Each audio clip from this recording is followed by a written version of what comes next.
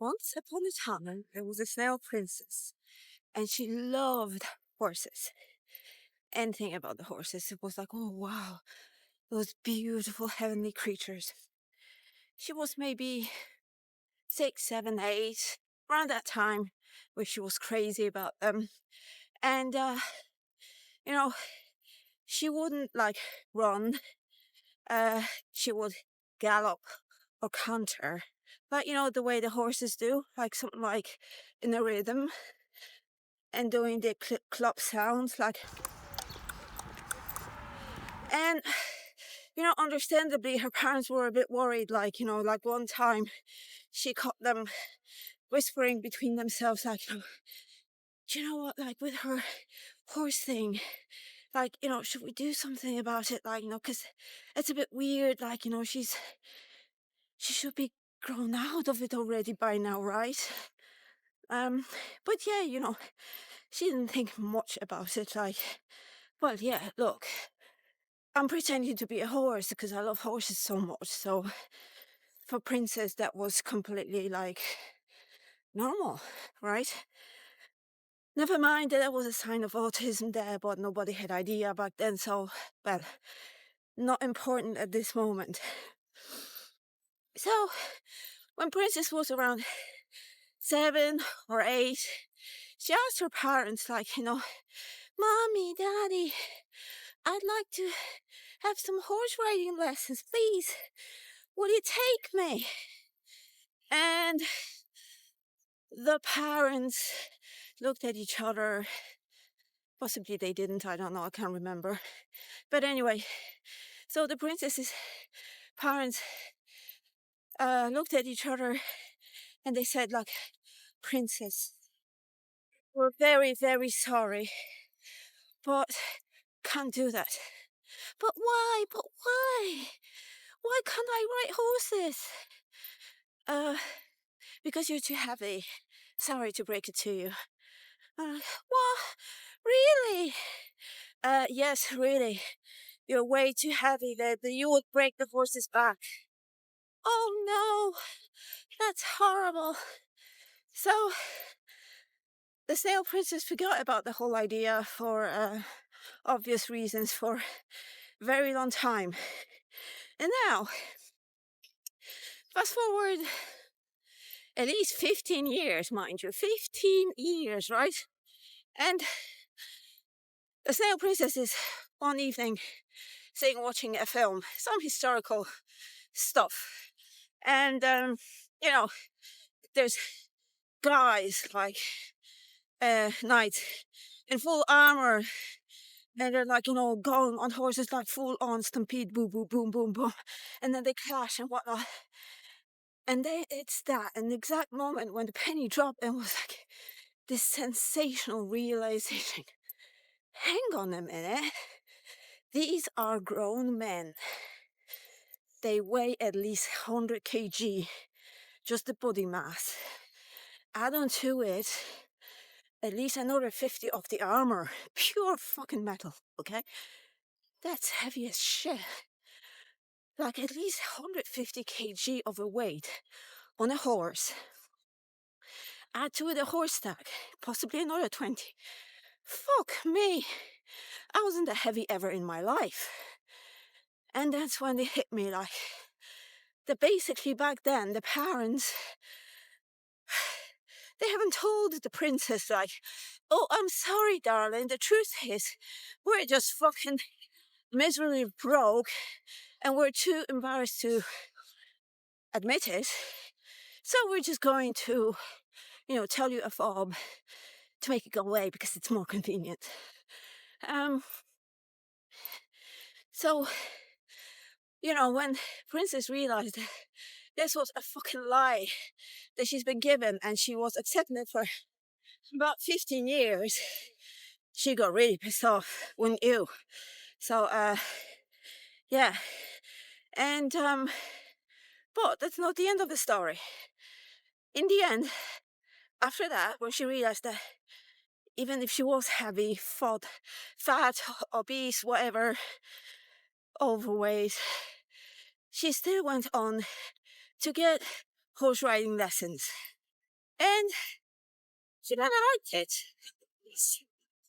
But during one of the lessons, the horse got spooked by some sort of noise outside, and 1 second there was a horse underneath her butt, and the next there was nothing but a little bit of air and gravity that pulled her quite quickly and forcefully down, resulting in a spinal compression fracture of lumbar the fifth, or fifth lumbar. Anyway, doesn't matter that much for the story. So, hi, how are you? So, she got grounded for like 6 months in a bed, wearing a brace for another good few months, and then the physio and whatnot. And she still wanted to work with horses. Not so much riding anymore, but she still wanted to work with horses. And while she was still in bed, because of the fracture, she had audacity to contact, the stables in UK and stuff, because that's where she wanted to go. And she found one that accepted her. They said, like, yes, whenever you're recovered, we're happy to have you. So that's what she did. As soon as she was fine and ready, she packed her bag, went to Cornwall to work with horses. In the end, the whole fascinations with the horses fizzled out. Now when she sees a horse, she's like, oh my God, she's actually scared. So it could have been that simple. Either say, sorry, princess, we've no money for lessons, or just take her to one, and maybe then that would have been it. But no, it had to be like a 20-year long ordeal, just to find an excuse, because it was too embarrassing to admit. But the whole point of the story is, like, look, I know I'm autistic, so my attachment to truth and lying is way, way more extreme than, let's say, any other person's. But seriously, if you have a kid and they want something and you can't afford it, just tell them the fucking truth. Or at least come up with something that it's your fault and not theirs. Don't put it on them, because that's really fucking evil, and a low blow. So if you just don't do that, like the way my parents did. And for example, like, if you're thinking like, oh, but like, it could be a small thing that a kid wants, but like, imagine if a kid comes to you and she goes like, Daddy, can I have a Lexus, please? And she's like 6, 7, right? Like, Daddy, can I have a Lexus, please?